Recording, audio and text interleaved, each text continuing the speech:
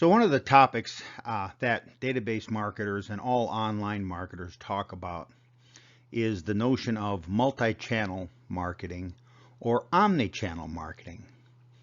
And of course, the concept of this is that we're going to be reaching and selling products to customers via multiple channels of distribution. Of course, we'll have brick and mortar retail stores, and we'll have online stores, and maybe we'll even let someone else be a merchant for us like Amazon and sell our product through Amazon or through Walmart.com.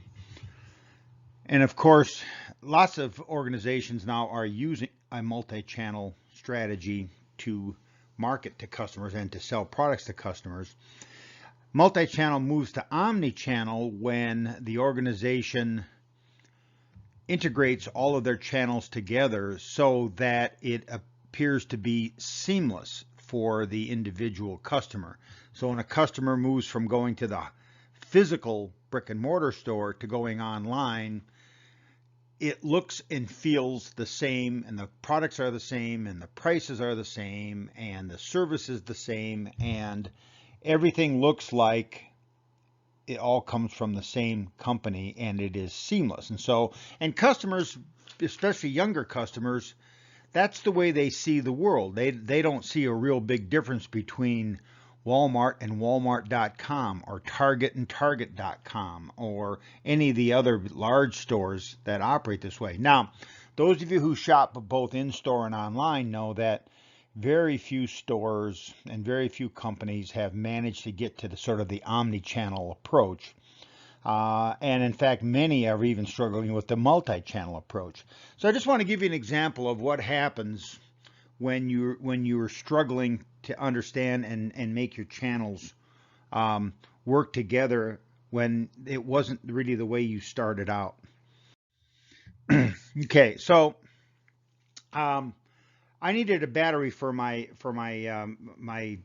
XLR. It's a kind of a funny car. It's the old Cadillac Corvette automobile, and when I went to buy a new battery for it, they don't have them everywhere. I could get one at Costco, or I could get one at Sam's Club, or I could get one at Walmart. I wanted to upgrade the battery this time to one that was a little bit bigger and better, had better. It was a battery that I thought would last longer and be stronger. Turns out that O'Reilly Auto Parts had an excellent price on the battery I wanted. So I was going to buy it online, and then I was going to run down to the store and get it because they had an online deal. Now this is very typical of brick and mortar stores that have an online store, but the online store is not necessarily tied into each of the individual brick and mortar stores, but in fact, to some degree, works independently of them. So if I go down to the store and I just pick up the battery in general, I can buy it online or I can buy it at the store. If I go down to the store to pick up and do that, the battery costs $199. There's an $18 core charge for the battery and $18.36 in tax. So it's going to cost me $237 for the battery. Now, it turns out that the price would be the same if I just went down to the regular O'Reilly store and didn't buy it online and just bought it at O'Reilly's. And the price of $199 for the battery, that's pretty typical for the price of these batteries, and on and on and on. But that's the price of the battery. Now they have a promotional code. You can see it at the bottom of this page, and the promotional code says, for certain products we'll take 10% off. Okay. Now it turns out that to get the 10% off, I not only have to order the battery online, but they have to ship it to my house. And so you'll notice here I was going to pick up the battery in the store. Well, when we get to the next slide, you'll see that if I have it ship it to my home, it's the same price, $199, but I get a $20 discount, which is 10% off the price of the battery. And so now the price is $240 $14.57. Now, this means then that if I were to order the product online or go down to the store and buy it myself, it would be $237. But if I buy it online and have them ship it to me, that is, they're going to ship the battery to my house, they're going to drop it off at my house, then the price is only $214. So in reality, what happens here is that it is cheaper for me if I have them ship the battery right to my door than if I go down the street to their store and buy the battery. Now, which way do you think selling the battery to me is less expensive for O'Reilly's? Well, it would seem to me that O'Reilly's would like to have the battery at their store. They'd like to have me come down, drive my car down to the store, pay them with a credit card or cash, and then put the battery in my car and then drive it home.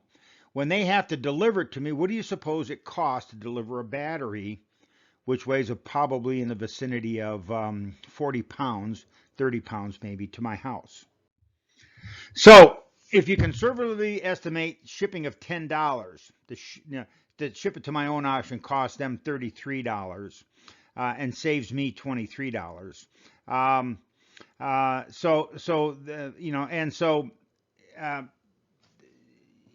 So if you think about this, this is the type of O'Reilly's business operations problem that multi-channel marketing often has. So the reality is, let's just assume that it only cost them $10 to ship it to me. It undoubtedly costs more than that.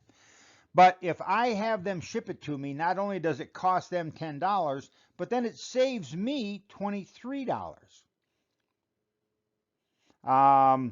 And so at the end of the day, they get $23 less in money, and it costs them at least $10 more to ship it to me. So the difference is, so it cost them probably at least, and it's probably way higher than that, at least $33 for them to make that offer to me.